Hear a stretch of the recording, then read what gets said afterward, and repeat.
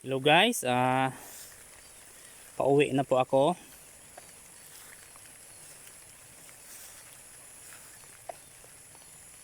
Ang karga ko na po ito ay kalamansi. At ito ay napadaan ako sa palayan. Ito po ay native na palay na pakaganda ng tubo.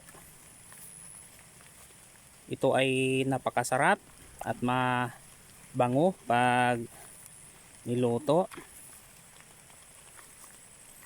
At ito yung palay na kahit El Nino ay matibay sa tag-init.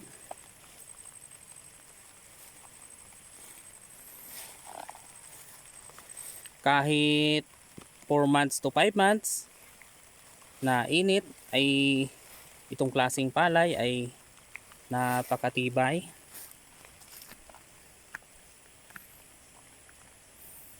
Kahit payat sa tag-init ay talagang humahataw pa rin sa init pag tumubo. Yun nga lang, payat ito pag tag-init, pero pag umulan ay bigla na lang itong lalago. Ganito kaganda yung palay sa bundok.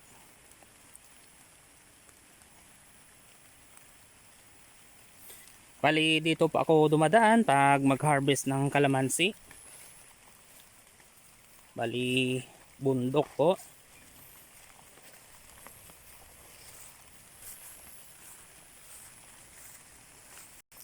Wala pa po kasing gaanong kalsada dito.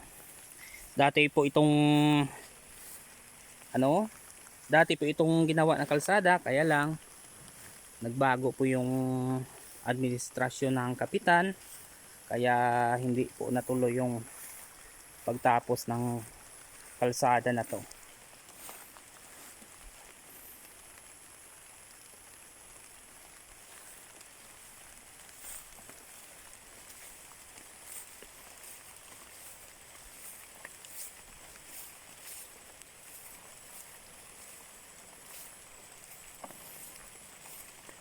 At itong dinadaanan ko ay porsyon ng Abaca.